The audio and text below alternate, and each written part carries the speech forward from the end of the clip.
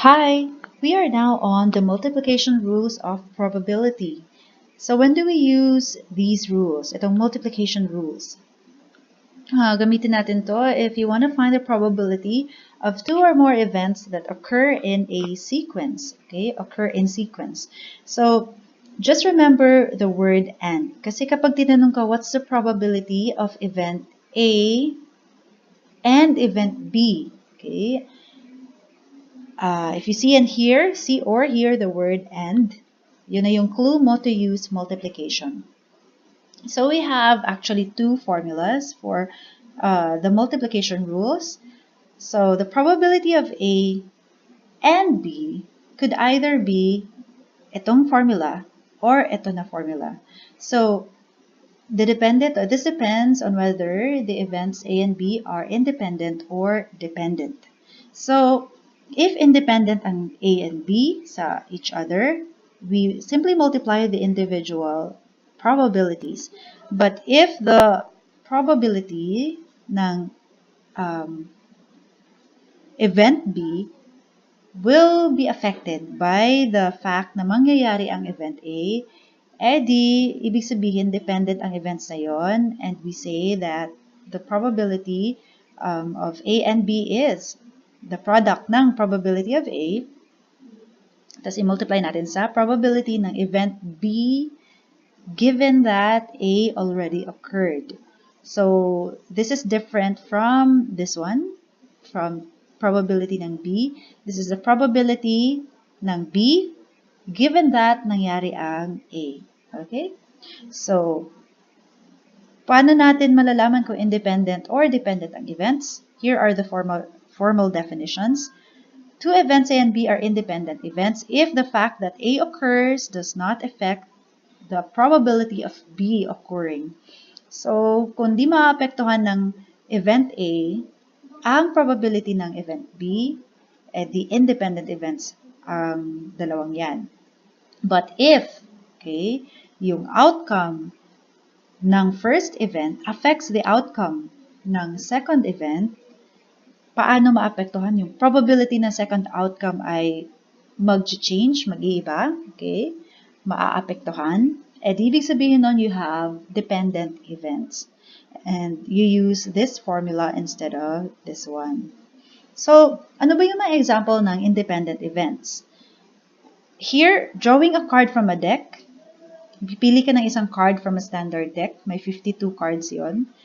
Tapos, pag napili mo na siya, i-note mo na lang kung ano yung nabunot mo. Tapos, ibabalik mo siya. And that's when you get another card. So, you get the second card. So, as you can see, the second card, hindi naman mababago ang kanyang probability. Over 52 pa rin yun, right? So, independent events yun.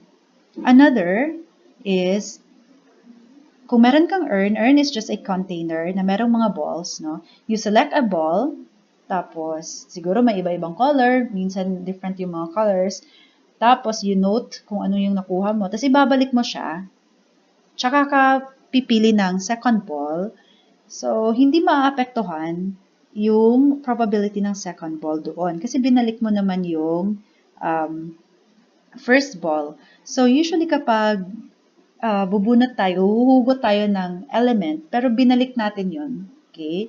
With replacement, kumbaga. Usually, independent events yun. Another is, being a woman and being a good politician. Independent events ang dalawang yun. Kasi, being a good politician, hindi naman nakasalalay doon yung gender ng isang tao to be a good politician. Third, having low grades and being a good person. Okay? It doesn't follow na kung mababa ang grades mo, you're a bad person, no? Can you think of other examples? So, kung wala na, let's go to dependent events. Here, parang opposite lang to kanina. We take a card from a deck. Hindi natin ibabalik yung card na yon. Tapos, we choose another card.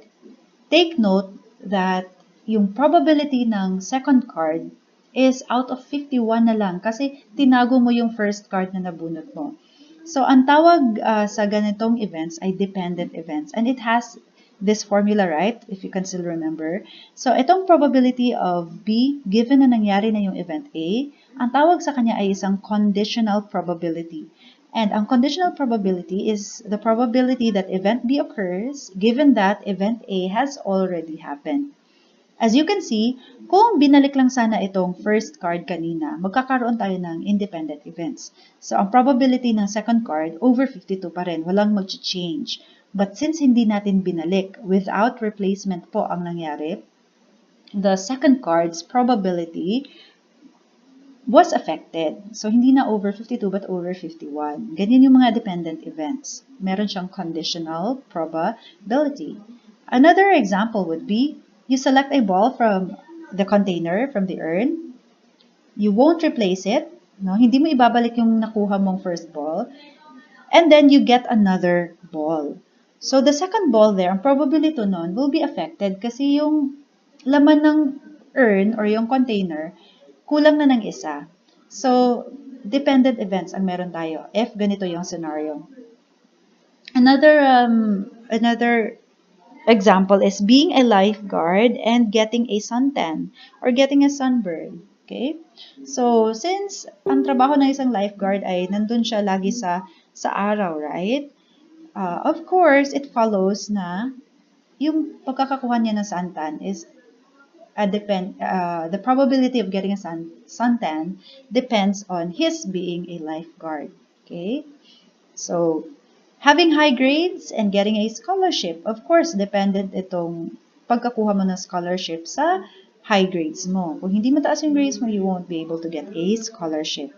Natural siya na magpa-follow yung getting a scholarship. Can you think of other examples though? Okay, so let's deal with more examples sa next video na lang ha, kasi medyo umingay na dito. Bye class!